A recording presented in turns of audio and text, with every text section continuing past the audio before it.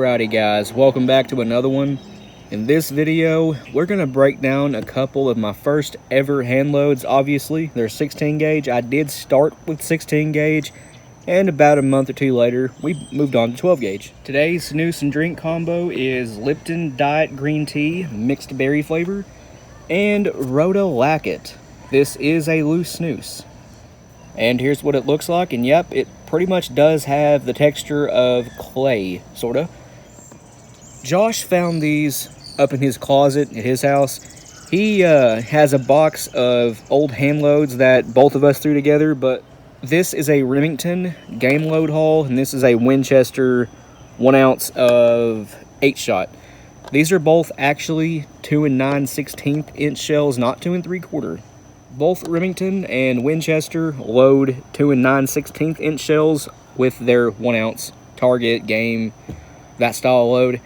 Yeah, these are not 2 3/4 inch. However, with their 1 1/8 ounce loads, they are 2 3/4 inch.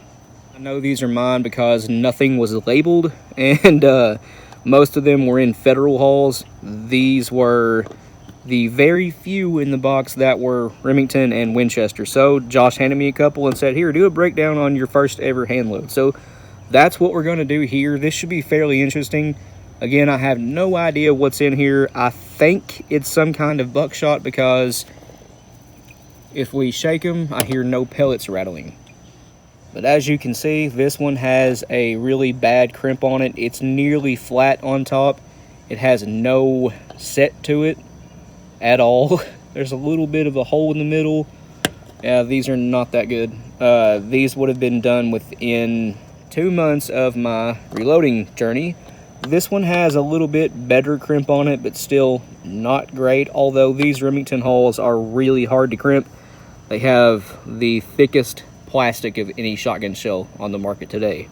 So with this one, we're not going to go into too much detail about hulls or anything like that. We're just going to look at what's in them and determine how far we've come along. Let's get into it. Alright, so we have 0.95 of an ounce of, well, kind of embarrassed to show this, but we have number 4 buck right out of a Lee mold, and this is like the worst pellets I've ever cast. I remember when I cast these, it didn't have no tumbler. I was cutting them apart with wire cutters. Let's get you a better look at this. These honestly look terrible. So as you can see, these look horrible. You can see casting marks, wings, tags, flat spots, sprue, all that stuff. It is all over these pellets. I had, again, no tumbler at the time. I didn't really care what I was doing. I just wanted to load some number 4 buck, and this is the result of having really no idea what I was doing casting about 5 years ago. Yep. Let me know if you guys started, or when you guys started, if your pellets looked that bad.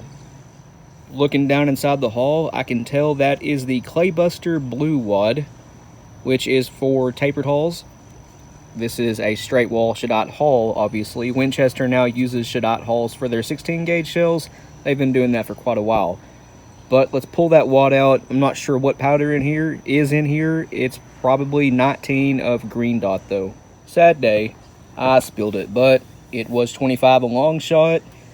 The wad, here it is. Well, you can see the bottom of it has turned green. Like I was saying in a previous video, actually a few, the longer you leave shells sit, the powder oxidizes the wad.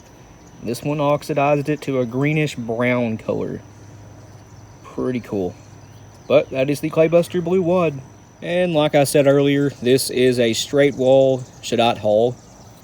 Winchester branded. This is also a 2 9/16 inch hull, not 2 3/4 inch. Even though it's labeled 2 3/4. I don't know why they don't just label them 2 9/16 for the guys with older guns with short chambers. There's no need to put 2 3/4 inch on the box and the shell. That just makes the older guns, people with older guns, not realize they can shoot these shells. I don't know, guys. Let's get to cracking that one open. Oh yeah, this has a Shadot 209 in it. This one, if I had to guess, is probably double aught. And yes, double aught does fit in 16 gauge just fine. 34 cal double aught plus is actually the biggest size you can use. But if I remember right, I did used to color code my shells, and I'm pretty sure this one has double aught in it. Let's open it up. And once again, I was wrong. This is more of that disgusting number 4 buck. 20 pellets probably, because that is what fits in the Claybuster Blue Wad. It's probably another right at 1 ounce payload here. But let's dump this out and have a look at what's actually in here. It's probably the same thing as that haul though. I wish they were different, but it's not looking like it is. Yep, just more really bad number 4 buck. But the wad is, again, Claybuster Blue Wad. So here's the wad that came out of it, and it's a little bit mangled. Obviously, I did not have buffer back then, or I would have used it, but it's oxidized too, and I was wrong once again. This is 17.2 grains of Winchester AA Super Handicap, which does look very similar to Long Shot, but I've been using 17 grains of AA Super Handicap for a long time for 1 ounce 16 gauge loads, and it does work really, really well. But this is once again a straight wall shell. It's kind of hard to see, I know, but it is straight wall. You can kind of see the base wad there, but these do have the internal diameter all the way down from about right here at the crimp line to the base wad of a tapered hull. So using the tapered wall Claybuster wad here, no need to flare it out. I just spilled the buckshot.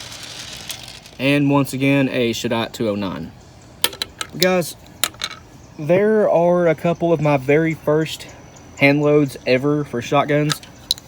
Like I was saying, I did start with 16 gauge, as did Josh, and then we quickly moved to 12 gauge about a month or two later, and then started with 10, and it kind of snowballed from there. We started loading everything. But 16 gauge is my favorite, and it is still what I load the most of. Whenever we started patterning our loads, obviously off camera, this was well before the whole YouTube thing, we were not getting good patterns. Part of that was because our 16s had mod chokes. Part of that was because no buffer with absolutely terrible buckshot pellets. Yeah, this is about as worse as you can get. So I invested in a tumbler and I got some buffer, and our hand loads became much, much better. Don't need this anymore. Get out of here. But guys, that's gonna end this one here. I just wanted to show my first ever hand loads. Well, some of them anyway. This would have been the first 100, maybe 150 shells. But that's gonna end this one here. Thanks for watching, and we'll see you in the next one.